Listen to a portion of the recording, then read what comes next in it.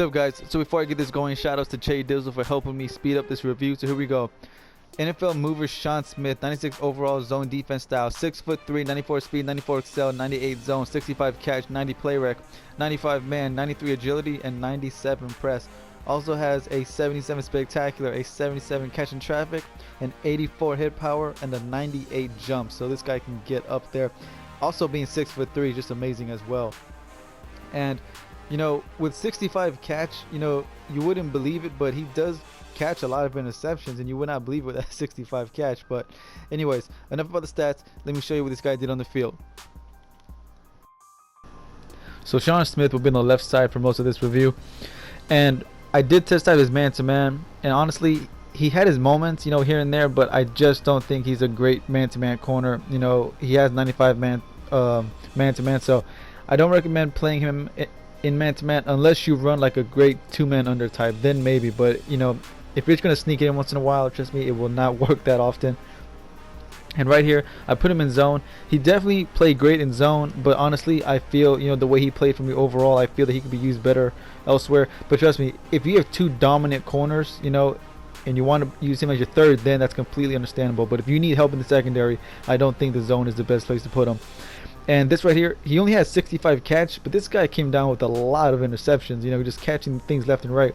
He definitely did drop some here and there, but I noticed he did not drop any of the deep ball passes. You know, if it was like a slant or a C route or something that he cut off at, you know, from 5 or 10 yards, yeah, he might drop it, but a lot of these deep balls, he just came down with the pick, so that was always nice to see.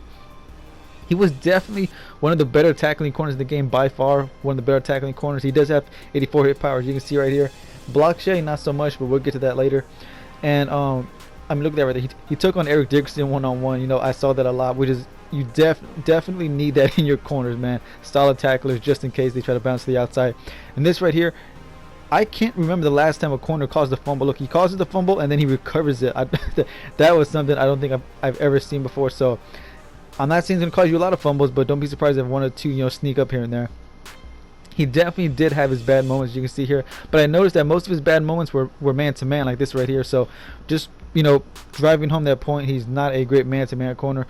I believe that right there was one of the times where he did fail, you know, in the run game. And as far as pressing goes, definitely a great presser. I mean, he was holding his own against some of the big-time guys, you know, in terms of pressing.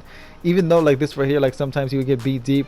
You know, I did play, you know, believe it or not, I've had him for like, I believe, 2.5 seasons, you know, so it took me a while to get all these plays saved up. And you know, a full 2.5 seasons and these were the only bad plays, to me that's not that bad. That's a lot of games, that's a lot of snaps. So to me, you know, I did not mind it. Definitely a great card. And like I said, block shedding, you know, he did struggle there, you know, not great at getting on block sheds, but if he's one-on-one with a runner, he will have great success. And this was by far what he did best, man, and it was really impressive defending the deep ball. You need this nowadays, man. All these crazy receivers coming out, man, with 99 catch in traffic, 100 spectacular, all these crazy stats. You need corners like this who can stop the deep ball on a consistent basis. So this is where he shined the most, and I definitely recommend picking up movers Sean Smith if you need help defending the deep ball. Anyways, guys, it's gonna wrap up this review. My final thoughts: do I think he's worth 45,000? That's actually a very good price, and you know, he may not be a top 5 corner, but he's definitely a top 10 corner in my opinion, only because of how effective he was at stopping the deep ball, which is pretty much, you know, what everyone does nowadays anyways, just try to throw it deep and get the aggressive catch. But anyways, he may not be a top 5 corner overall, but I absolutely feel he's a top 5 budget corner. I mean, for 45K, you are getting an amazing deal. You know, a tall corner who can, you know, has decent speed and can absolutely disrupt the deep ball. So definitely a great budget corner to get on your team if you need one. So anyways, guys, that's going to wrap this up. My next review is going to be this Artie Burns on defense. I'm just about done with him. I'm just going to get a few more games in, and that should wrap it up. On offense, it's going to be, of course, that Steven Jackson. I'm just waiting for that promotion to end so he can go back to normal size and I can finish his review. But anyways, guys, I'll see ya boys for those reviews. Peace.